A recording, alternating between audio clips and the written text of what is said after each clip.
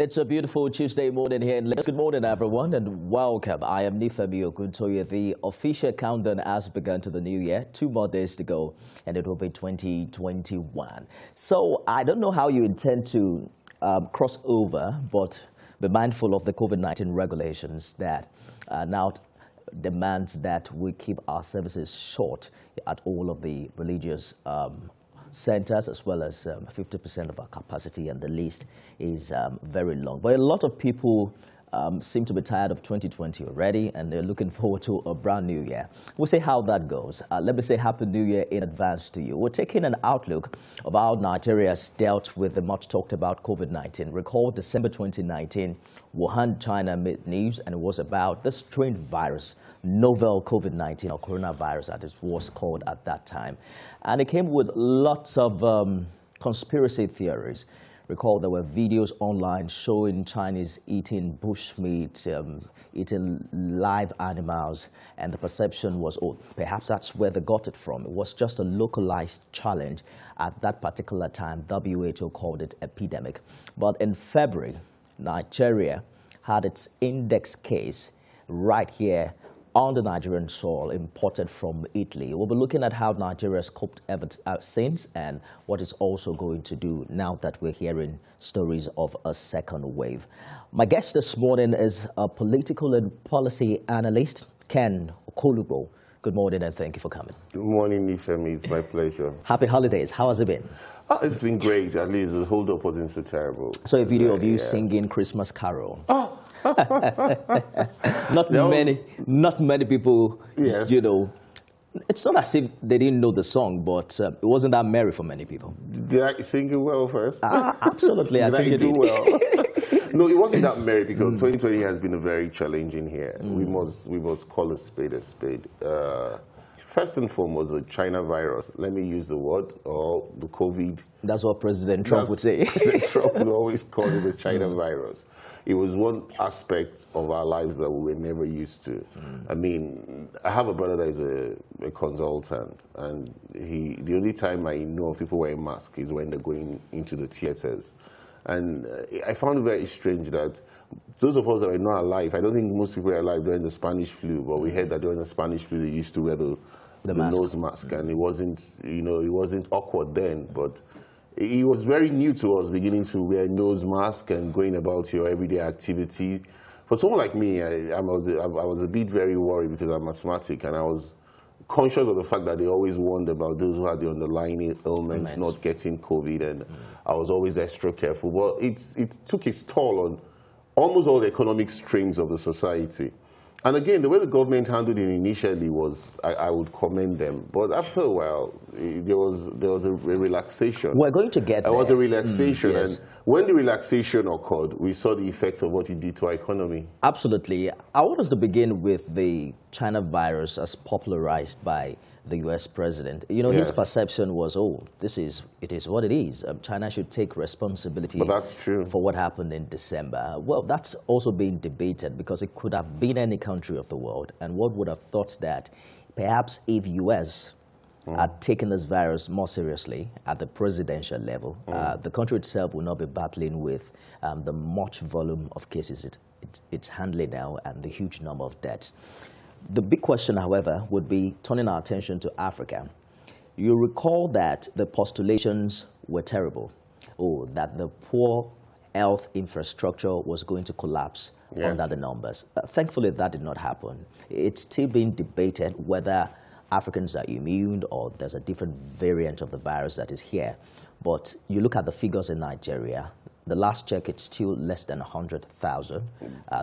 The mortality is a little above 1,000. Why that is very damning. I've had conversation with many people who would say, you cannot tell how deadly the virus is until you lose someone close to it.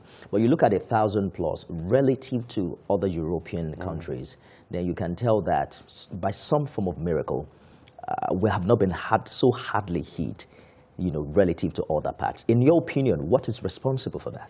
No, but you're going to look at it in terms of per capita. The population of the U.S. is over 200 million.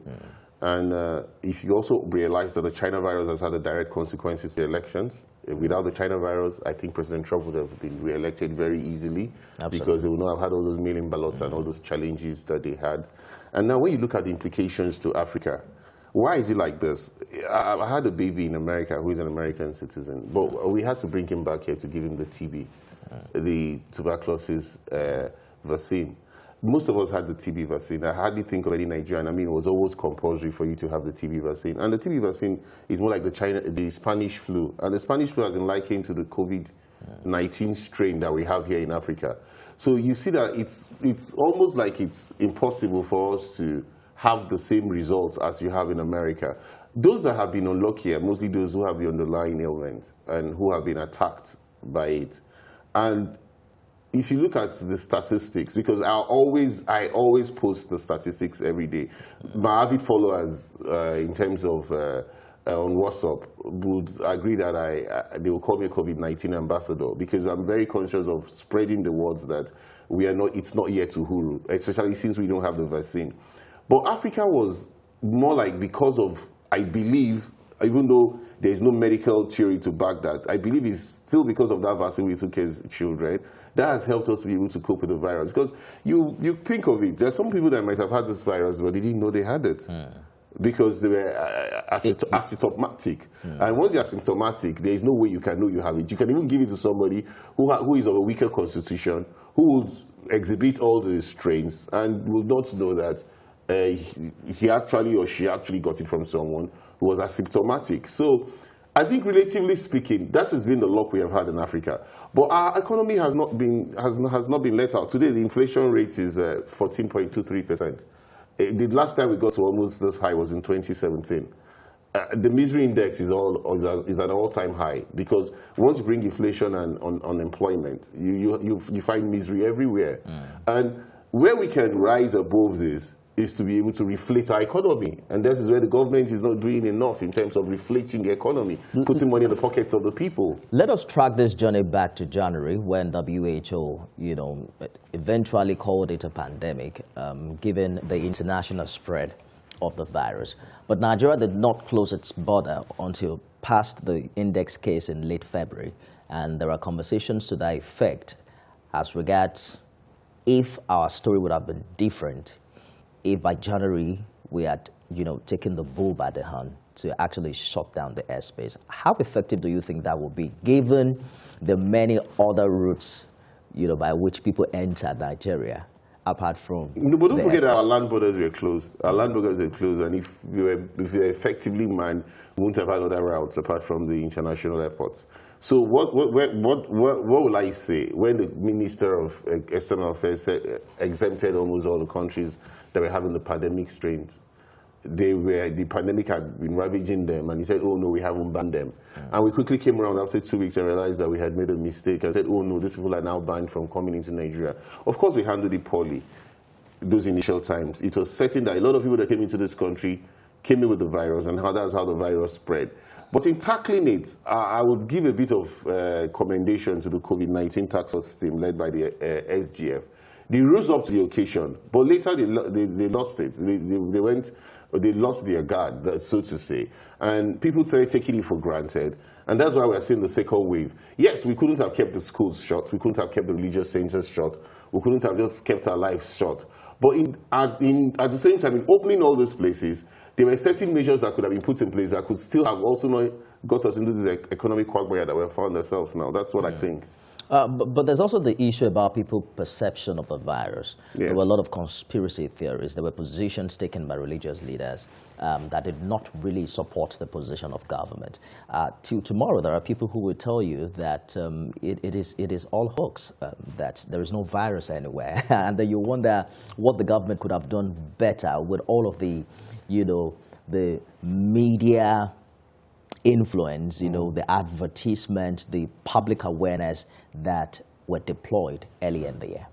But nothing could have been more obvious when the Chief of Staff, Abakari, died of it. Nothing could have been more obvious. But you see, the government, as at then, played a lot of politics in terms of they were looking at the states and how they were implementing the measures of lockdown. But if you look at the exclusive legislative list, that's what the quarantine law comes under, really. It's supposed to be the exclusive rights of the president.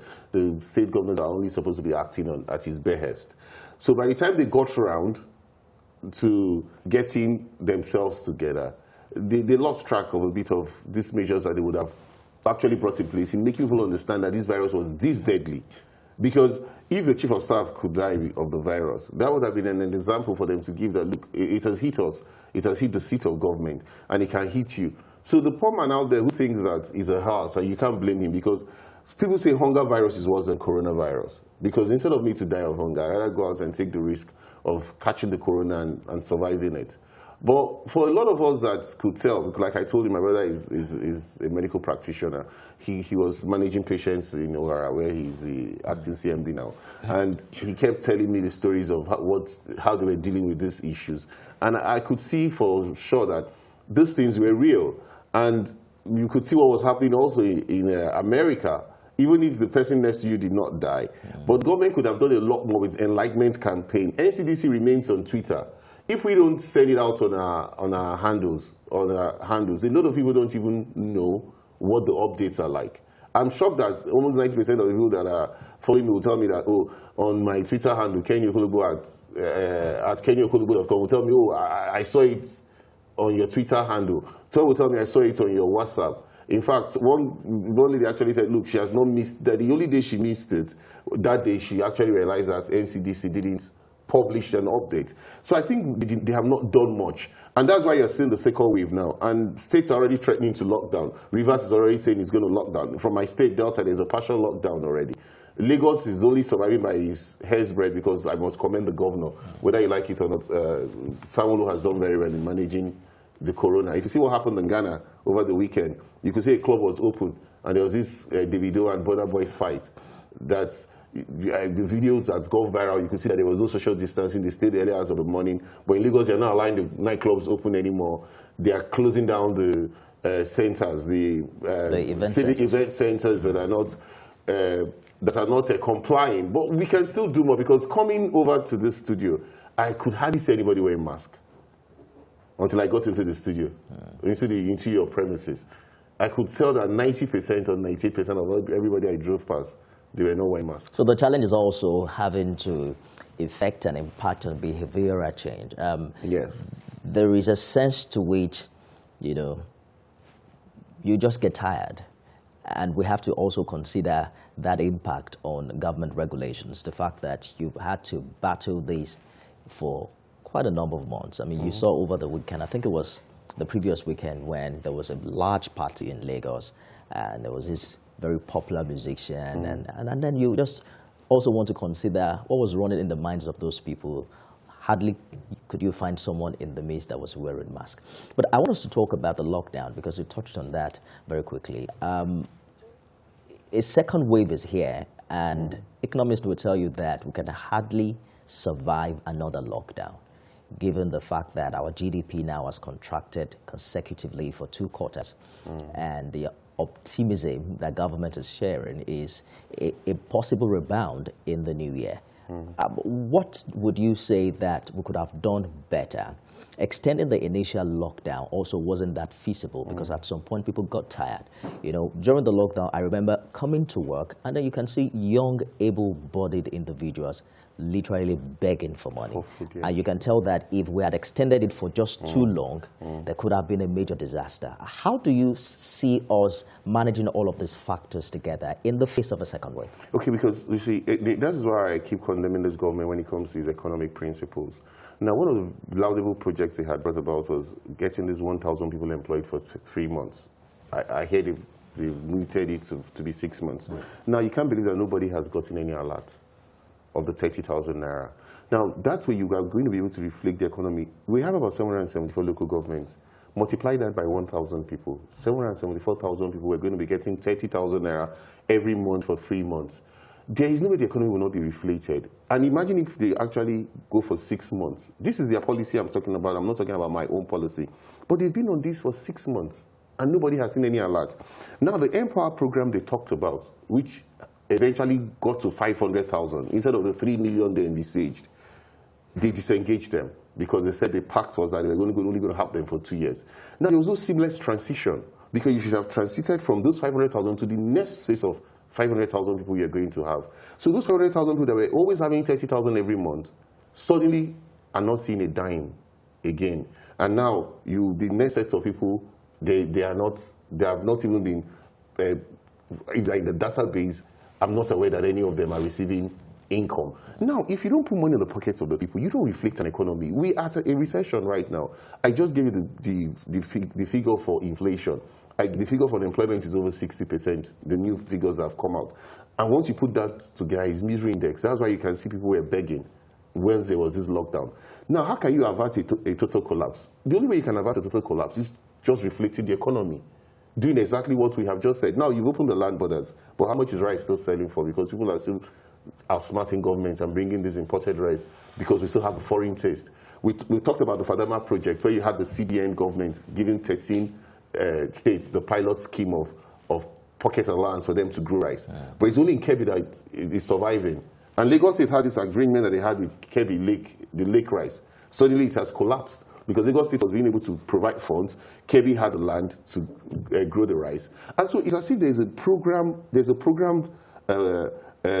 parts for this government to fail economically. And they're not rising up to the occasion. And when people do not have money, the idle man is the devil's workshop. You find that kidnappings have been on the increase, armed robbery has been on the increase because people don't have funds. They have to raise money to eat. And when you do all these things, the economy will continue to go on a slow. So I understand the burden. I understand your position as it regards the burden on the government, given its primary responsibility, which is security and welfare. If you consider the politics of palliatives as recorded, in the outgoing year, you will also find out that the problem is more systemic, and even with the people.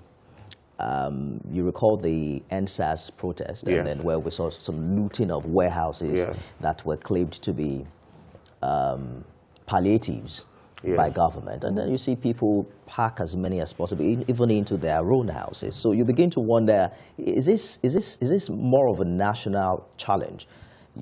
Of course, government is supposed to give direction, but then a situation where certain resources were earmarked for a particular people, but it did not trickle down, then you begin to question what kind of structures and systems do we operate such that would accommodate and encourage all of these efforts by government. It's sad. For example, ended this year, I stayed in this studio, I stayed in other studios to condemn what they did with the palliatives that they said they were going to purchase. 6.5 billion naira was approved retroactively by the Federal Executive Council for money that they had already started spending. As I speak to you, in the NDDC, nobody saw what those 6.5 billion naira palliatives were used for. And nothing has been done. Rather, a sole administrator has been appointed for a commission. I'm just giving an example of what the government does that make people very angry. A sole administrator has been appointed for a commission that literally should have 13 people, a board chairman, members from each of the 9 states, a managing director, and an executive director of project and an executive director of finance. We should have been 13 people to actually allow check and balance. So when you commit 6.5 billion for 9 states and the people cannot see it, and now they see a couple of them hoarded in warehouse, which of course does not relate to that 6.9 billion, 5 billion, for example, which you have told them you're using. How do you expect these people to react? It is their own, as far as I'm concerned. They are angry. Do you call it looting again? Because you saw the soldiers even allowing some of them just go and collect. I sympathize with your studio because you are actually also one of those that were touched and shouldn't have been touched in the first place, in my own opinion. But you see, everybody is being affected by this insensitivity of government, owning up to its responsibilities. When you condemn, they say you're condemning. When you criticize, they say you're criticizing. It's like the security issue you have talked about. People have talked about the service chiefs. We have had service chiefs for 6 years. We don't see why we should have service chiefs for 6 years. It's never happened in the history of this country, even though it is the purview of the president. But people have said rejig the security architecture. The last time I remember, the APC government is leading the Senate and the House of Representatives, and both bicameral houses have asked for the sacking of the service chiefs, meaning that the APC is asking for the sacking of the service chiefs. And the president would rather tell you that, oh no, that is not enough, because people have been, 43 people have been killed, Kankara boys have have been kidnapped. The Dapchi girls have been kidnapped. All the stories we keep hearing, he tells you is not enough reasons for him to drop his service chiefs. What do you do? It's like a boomerang effect. It's like as if there's a fifth columnist that is actually making the government. It's a lot of problems put in one. That's the truth. It's a lot of problems. Don't let us lose track of what appears to be the front burner now, what they call the second wave of the virus, and the fact that indeed something now has to be done to ensure that all of the efforts that we have made in the past 9 months are not futile. What is considered the silver lining in the dark cloud of 2020 is the fact that we could quickly come up with vaccines, for the virus. You have the Moderna, there's the Sputnik, Pfizer, Pfizer, and all of that. But how soon do you see these vaccines in Africa? Now, you notice what's happening in America right now. Even Pfizer is finding it difficult to distribute. It is the military that is helping them distribute. They're helping them with logistics. Even DHL and other FedEx, other companies are not able to distribute as much as the military is helping them distribute. Now, do we have the money to buy the vaccines? That's the question you ask yourself now. Because what the vice president said is going to cost us billions and billions of naira to buy those vaccines. But we need those vaccines because whether you like it or not, if we're able to get those vaccines, we will not shut our economy anymore. So we're torn between the devil and the blue sea. Either we buy the vaccines and get our economy completely opened, because even the 12 o'clock till 4 a.m., the coffee that has been in place since the pandemic, people have not realized it has taken its toll also on the economy of the country. When you shut the country within 12 and 4 a.m., there are people that would want to do business within that time. There are people that will be able to make money within that time, but they are not able to move because they don't want to run foul of the law. Okay, because of the second wave, for example, all churches are going to close at 11 o'clock. For the first time, we're not going to be able to shout ourselves into the new year because we don't want to go foul of the 12 o'clock law. So getting those vaccines, or rather, if we can even purchase those vaccines, being able to even develop the vaccines ourselves here is going to be the only way out to give us a completely open economy. But the economic aspect of it is also being able to take the bull by the horn. Look at Lagos State government, for example. You saw how much it was affected by the NSAS crisis. But we are picking the pieces, whether you like it or not. The measures that the governor has put in place now will definitely, if implemented, will slow down the second wave. No more than 50 people gathering. Back to church services being conscious, nightclubs not opening, event centers being restricted. But does he have the manpower? That's the question you ask. Does Sanwo-Olu have the manpower to implement these laws? Sanwo-Olu has banned Okadas, for example. I just use that as an example. But where I live in Lekki Phase 1, Okadas are just everywhere because there is no will now for the policemen to effect that. He doesn't control the police. The control of the police comes from the federal government of Nigeria. So there must be a synergy for all these things to actually be effected, not paying lip service to it. That's what I Where do you believe. see the people in all of this? Because, it's one thing to understand what government needs to do. Yes. Because you're talking about fine laws and policies, but the challenge has been implementation. Yes. And that's where I think the people come in. But let's take this call from Surulere. Hello, good morning. Hello, good morning, Femi, and good morning to your guests. Good morning. The thing for this corona thing, I think we should enforce the restriction very well so that, not that people should not go to work, but this issue of mask, the Lagos State government should have passed a law that enforces it that the moment you leave your house, you must put on the mask, and the mask must be put on properly. That is the only thing I see that can help us. We cannot stay at home as of now. So that is my own suggestion. Well, thank you very much for your contribution. The directive is out already, and I think it also brings us back to the issue of enforcement. That's exactly what I wanted to say. Even if we have the policemen to enforce it, is it value for time to go out to enforce wearing masks when there are other issues with crime and criminality? What role do we have to play We in all of have this? to be conscious as citizens. But you see, they will tell you that, look, masks, I know there are masks that are being sold for 100 naira. Maybe probably even 50 naira. So we can't all say we cannot afford to have masks. But when you go to these motor parks and all these areas, they still see it as a horse. So more importantly, they need education. The citizens need to be educated. That education is what you need for those lower cadre. But what makes me also sad is when you see the so-called senior cadres also violating this principle. Like he rightly said, I know there's already a law in Lagos State that says you must wear a mask, especially now that you have the second wave. Right. But how do you enforce it? It's the manpower is not there. We must call a spade in enforcing the wearing of masks. The Lagos State government doesn't have that capacity to enforce it because they need the police to enforce it. And they don't have enough police to be able to man the population that we have in Lagos State for them to wear manpower. So the truth is advocacy and public enlightenment is the only other way to go about it. Over 10, how would you rate the federal government's response to the pandemic this year? I'll give them 45%. No, over because 10. So that would be over 4.5. 10, over 10, that'll be 5 or 5 or 4.5. Yes, because they were slow. They were slow. Okay. They came up, and they let their guards down again. So that's why I can't give them a pass mark.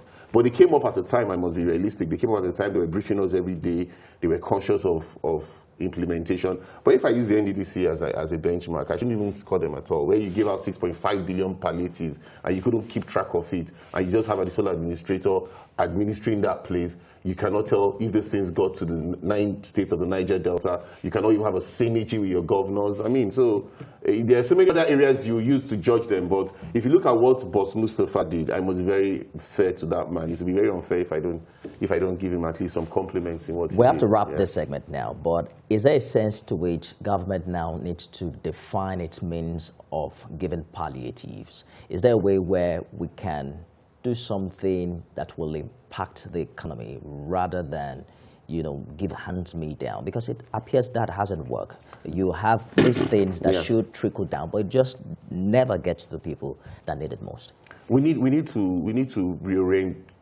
Well, I don't know what the National Orientation Agency is doing. It's dead as far as I'm concerned. In your opinion? Because there are 774, there's supposed to be 774 offices. That's the only agency that has 774 offices in the country. And so what I think they should do over time is, what they're just doing now, 1,000 people, they actually implement that 1,000 people by LGA, give them those 30,000 naira to start with first. That would do a whole lot, even though it's just for 6 months. If they actually implement it for 6 months, it will help to reflect the economy. And those palliatives must be done with a national register that has a true sense, not political register. Because what they have right now, what the Ministry of Humanitarian Affairs has now is a political register. That is why they were feeding people while there was lockdown. We need an honest register that will have the register of those who actually need these palliatives and implement it with the help of the state governments. Let's take Oluwayemi's call from Ogun. Good morning. Good morning. Welcome. Please go ahead with your contribution. Yeah, thank you. My own contribution to all this is this. Number one, security. The only way is for government to decentralize security so that a lot of things can be enforced. As that man said, I really pity federal government. It's not all about policies and policies. The policies we have in Nigeria are just enough. They are enough. Implementation is where we have problems in this country. Number one, security. Let us decentralize security. I'm talking about state police. The Southwest came up with Amoteco. They only spoke. It's dead now. Nobody's talking about it. They are not implementing it. Institutions that are meant to oversee a lot of things are there. Nobody is working on them. Let's build this institution. Let's make them work. That is the only solution to all the security, all this problem we have. They talk about palliatives. How do we implement? See, the kind of warehouses that they boggled all this during the time of NSAS. For these policies, where the people meant to take care of these palliatives. And nobody is held accountable to do anything. So we don't sit down and be talking every day. Nothing is happening because people that are supposed to implement things are not implementing them. Let's learn to implement issues. That is just the only problem that we have in this country. If not, we go around circles every day. We keep talking about the same thing and nothing is happening. I believe you made a point to Oluwayemi from Agboro. Thank you for your contribution. We're more for adding color to the show this morning. It's my pleasure. Thank you so much. Happy New Year in advance. Happy New Year to you in advance. And please stay indoors between 7 and 4 so that you're not... Because I just have a feeling that... yes. That might be a very good time to implement all of these directives. Very important. Thank you so much. We'll be back after this break to talk more about how Nigeria has reacted to the much talked about COVID-19 pandemic in 2020 and the way forward. Stay with us. My next guest this morning is a lawyer and HR practitioner, Jide Ologo. Good morning, and thank you for finding time to come. Good morning. Thank you. Is there a sense to which human rights has to be sacrificed, in the face of a pandemic? Because it appears that's what we've seen. We've seen much of that in 2020, where the freedom to move around, was gagged. You could not go out to do business, and then you are mandated to also adjust your lifestyle. Let's talk about the legal implication of what we've seen transpired thus far. The appropriate directives were given, and of course, it's part of fundamental human rights to stay alive. So the government needed to do that. So it was not an encroachment on fundamental human rights, but to ensure that the spread was curtailed by and large. And I think our concern should be what we did to ensure that the lockdown was not negatively impactful on the people. And I doubt if we did well. But is the government also legally bound to make that happen? Obviously, if you look at Section 16 of the Nigerian Constitution 1999 as amended, it says that the government should even provide maximum happiness, affordable and, housing, the care for the old, the disabled, reasonable minimum living wage. Generally, the government should care for the people. And if you look at Section 14, subsection 2 of the Nigerian Constitution 1999 as amended, it says that the security and the welfare of the people shall be the primary purpose of government. And when you talk about security, it has to do with lives, preserving lives and properties. You talk about welfare, it's about caring for the people. And we can always compare, because we're in the era of globalization, how some countries fared in ensuring that these mandates were delivered upon. We scarcely hear people take government to court on these matters. Is it an impossible task? Yeah, smartly. This is a section of the Constitution that you cannot take the government to court over them. So you don't have that right. It's constitutional. Okay. So, but then there's what we call the social contract. So it is expected, if you talk about contract, you talk about part performance. So if the people came out to vote, the electorate, the government is expected to deliver on the mandate of good governance. But by and large, you can hardly take them, you cannot even take them to court on those claims. And I think that is an area that should concern the National Assembly, really. A lot has been said about how much impact, the pandemic had on the economy, and the fact that people could not go out to work, and a lot of opportunities did not also thrive as a result of the challenge. How much impact did it have on lawyers? I've always wanted to ask that question, because we still report that cases appears to still be on, and people have more reasons to go to court. Lawyers are citizens, so you expect that, of course, the downturn in the economy affected everybody, but that varies. It depends on the lawyer we are making reference to right now. And of course, don't forget that one of the things we tested during this COVID-19 lockdown was the engagement of court processes virtually. Virtual procedures. How did that go? I think we begin, fantastic. We are beginning to have the IT interventions. And, law is so diverse that as a lawyer, you can make money in all circumstances depending on how you have positioned yourself. So whether you're under lockdown or not, transactions go on. But by and large, almost all professionals got impacted. But there's this advice I gave, and I think it's needful to give it now. Even though nobody expected the COVID-19 lockdown, there's this counsel in business that if you cannot shut down your business for 6 months and survive, maybe you don't have a business. So, and that talks about how you plan your finance. You must also make provision for some external shocks that may come from time to time. That's right. And it's obvious to us now that you may not have to depend on the government too much. So plan your business very well, plan yourself very well. And of course, it prompted an opportunity to also do good. You see a lot of Nigerians coming out to distribute palliatives, and in my NGO, the Transformation Opportunities Providers Top Foundation, we did a lot of that. And so by and large, the economy experienced a downturn, but many will learn to come out of it. And one basic lesson we learned during the lockdown also is the capacity to differentiate between your needs and your greed. So now we know that we can conduct weddings without inviting the community. And that you can really cut your coat according to your size, and that you may not be impressing anybody. You know, many people had their vehicles parked right there without having the opportunity of driving out, and people are cutting down on some of these expenses. And like one thing we learned also in wealth management is that you should be able to differentiate between asset and liability. That's right. Asset is what brings money to you. Liability is what takes money from you. So for those willing to learn, I think the future should be brighter. And of course, if we had a downturn, the next turn should be an upturn. So we expect that year 2021, we come up with a lot of... And there are some who took advantage of the pandemic and whose lives have changed for the better. Let's bring in Mazi Okorafor, who has called in from Arochukwu in Abia State. Good morning, Mazi. Good morning, Timmy. Good morning, our guests in the studio. Good morning. You see, what we are doing now, you see, 2 days to go for the year 2020. We are talking about variant COVID-19.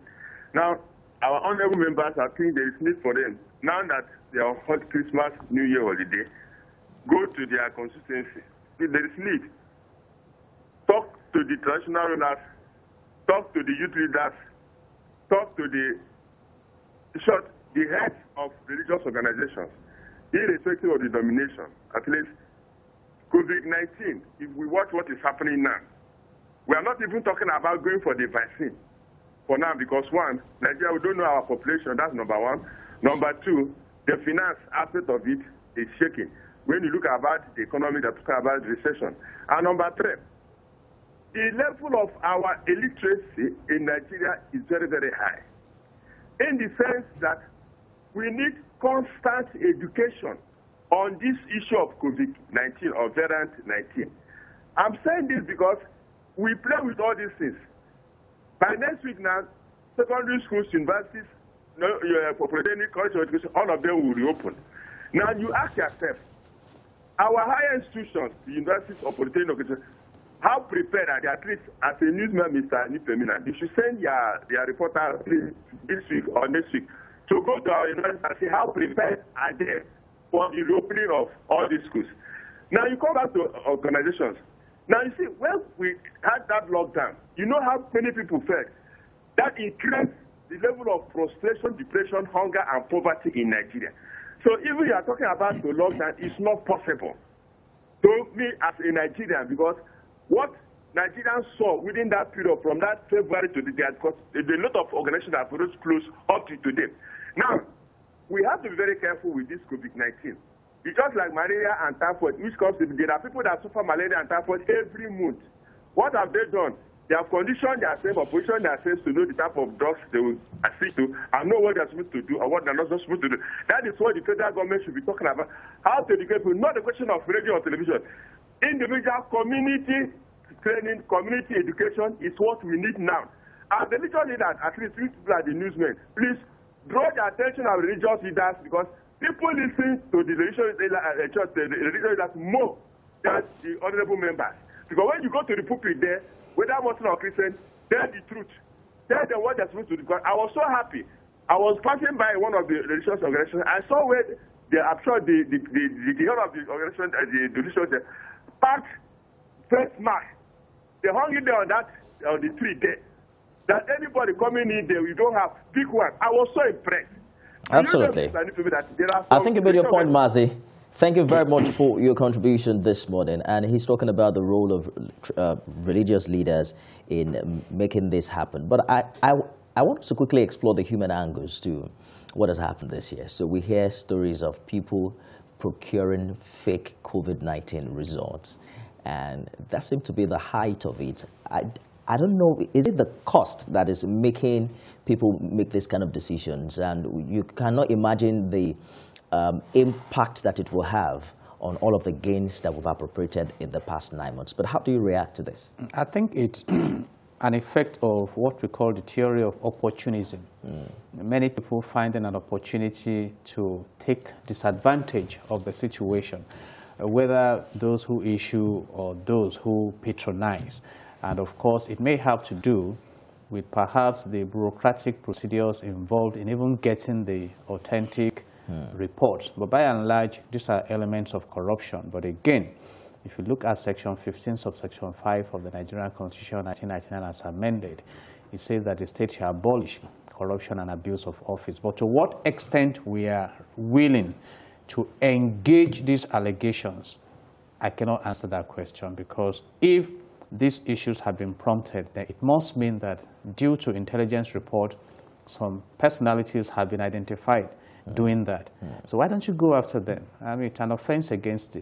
This is the only part of the world where you only hear of an offense committed, but you don't hear of the penalty for such offense. The penalties are there. Yes, but I'm saying the process...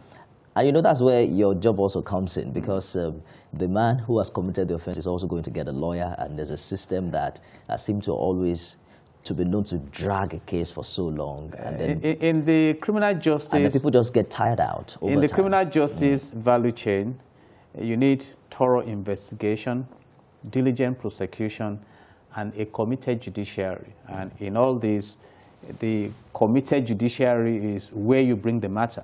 But where the matter is not even presented for prosecution, how do you... Let me hold you for a minute to bring in Yakub. He has called in from Dr. Mo. Good morning, Yakub. Yeah. Good morning, Nifemi. Good morning. And then good morning to your guest. Good morning. Nifemi, you see, we are talking about COVID-19 once more. I don't know, Nifemi, maybe you have passed through a major market, especially in Lagos and in Ogun State. I don't know why the Nigerian government and then the individual states failed to appoint people that sanitize people in those markets. You see, Nifemi, I can be able to watch television every day. I can tell you a lot of Nigerians don't have these assets because of the type of job they are doing. Most especially, they're on the road because they need to fetch for themselves. They need to eat. They need to feed their family. A lot of people in the market, if you go there now, nobody use face masks. And then you ask yourself, that is why some of people believe that this thing does not exist, which is not true. I don't know. The only thing I believe is if God just favor us in this Africa, especially Africa as a whole. Because I don't know what God do to us that is right to us. Because by now, if by prediction of WHO, it could have been worse the way we live in this country. Okay, let me even say this. We have said that we should be living 5 meters away from each other. Nifemi, here in Lagos, some people in their room 5'10", some people in their room 2, 3, 5. How are they going to do it?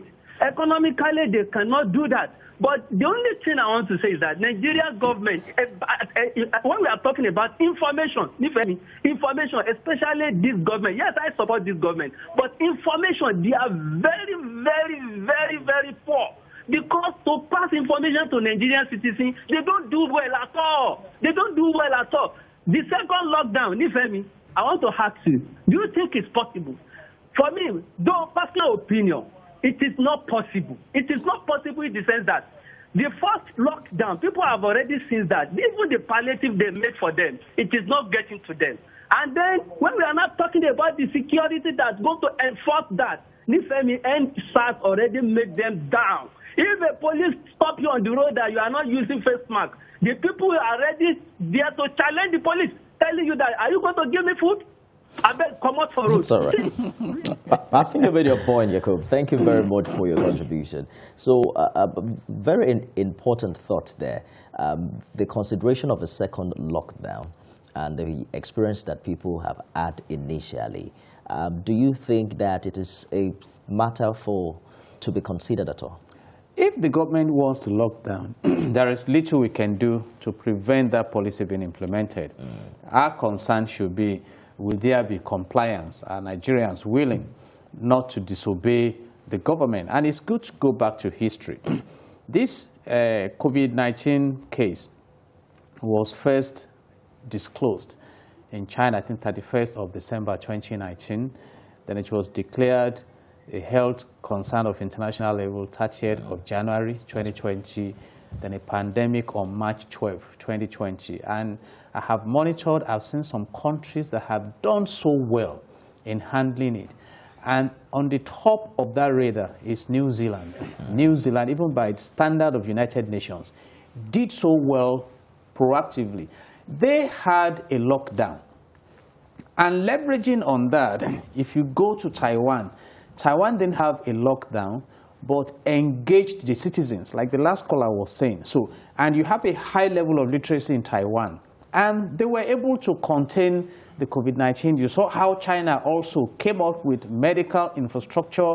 And in Africa, Senegal did so well because they've had the Ebola experience. So they have medical infrastructure, and you can learn and look at in caring for the people. The United States of America is rolling out about $900 billion stimulus package now. The president just signed the bill into, and under this arrangement, I think an adult citizen should get about $600. Even the president wanted more. He was asking for $2,000. He called it a disgrace to have such a low, but they had a higher one earlier. Then the child will get about $600. Then those without jobs will get about $300. They will support those who have needs in paying their rents, small-scale businesses, and all that. So you find this support engaging the people. But as a matter of irony somehow, it's in societies like this we have the money where here. there is backup. We have high casualties. But in our society where the backup is not there, God has given us the grace. So it is the paradox of life. Let us take Odele's call from Uyo in Akwa Ibom. Good morning, Odele. Are you still there? Yes, I'm here. Please turn down the volume of your TV and go ahead with your contribution. Okay. I want to tell the lawyer and the public affairs analyst in the studio, he said you cut your coat according to your size. My dear brother and the lawyer, we don't cut coat according to our size. It's according to available material. Because if you check the size of trousers Donald Trump is wearing, you will know it's oversized. Because he has the money. So we cut according to our material. But talking about the lockdown, I think we cannot afford another lockdown in this country. We cannot afford another lockdown. Because what you hear from our people, what you hear from our leaders is as if they are in charge of, they are the one using remote control to control the COVID. And the people, we are tired of it. They are tired of it. I heard the governor, was here on Sunday, telling people that from January, I'm going to put in lockdown. Why? I'm giving you from now to 31st to go to club, enjoy yourself. I don't know if he has seized the COVID to operate in December and the COVID will come in January. So I think the government ought to be talking to the people, letting the people know step by step what is happening. If the kind of death that was predicted for Africa was real to us, I think we will learn our lesson. But more importantly, I'm also using this medium to talk to the citizens of this country. Let us not leave everything to government. If die come, we go die individually. Let's do the right thing we need to do. Wash your hands, wear your face mask, stay away from all those things you ought not to. If you have information the next person does not have, please pass the information to the next person. Don't wait until National Orientation Agency come and tell your neighbor who does not have light, but you have generator and you have heard the discussion. Please let's help one another. Thank you very much. Well, thank you for your contribution. So if we cannot afford a second lockdown, it means that all of us must take responsibility. Do you agree with the earlier caller who, mentioned that government hasn't done enough to sensitize the people? If you benchmark that with the global experience, perhaps yes. But the government has done much, but how many people have access to the channels that have been engaged? But I know also that preachers and opinion leaders have been expressing to the people. But I think the major matter here now is, have we been able to secure the loyalty of the people? Has the government earned the trust capital required? And from comments, you can see that people are even believing, some believe that government is merchandising and you want to bring in the management of the COVID-19 palliatives materials that were warehoused somewhere. And so that trust is not there. And you need to earn the trust of the people you lead. That is important. But by and large, please, it's your life. Like my colleague just said now, we are individuals. So whatever is within your knowledge base to prevent being infected and to prevent spreading it if you are infected, carry it out. And this now takes us back to the government structure. Do we have the facilities for the testing? Do we have the isolation centers? Some states are coming up that they are now reactivated. I am advising, like Senegal did, can you build up these palliative structures into permanent structures? I have expressed my concern. Recently, a news came out that a first lady is in the UAE for security concerns. I think she replied that it was not for security concern, but for health concern, which is worse. To run away from Nigeria for security concerns or for health. I recall that she came up with a screaming tone that the Aso Villa Clinic was not equipped. And years down the line, we still have that. So Nigeria, we need to rise up and reconnect with the Sustainable Development Goals of the United Nations. And if you look at the third goal, it has to do with public health, well-being of the people. You see, let's develop facilities. Facilities are no respecters of ethnicity or religion. People should live well. And they we say are in this world to live well. It is an Make the opportunity provisions. for us to build structures and systems, especially in the health sector, to Definitely. be able to accommodate all of these challenges. But Do we have a please- last caller? Daily called in earlier from Ajegolo. We apologize, we can't take your call. Perhaps we can do that tomorrow. We must say a big thank you to lawyer and HR expert who joined us this morning, Jide Ologo. Thank you so much for your contribution. God bless Nigeria and Happy New Year in advance. I'm hoping that we indeed build the structures that you have advised. We'll take a break today, marking the end of the show, but be sure we'll be back again tomorrow with another exciting one. I am Nifemi Oguntoye. See you again soon.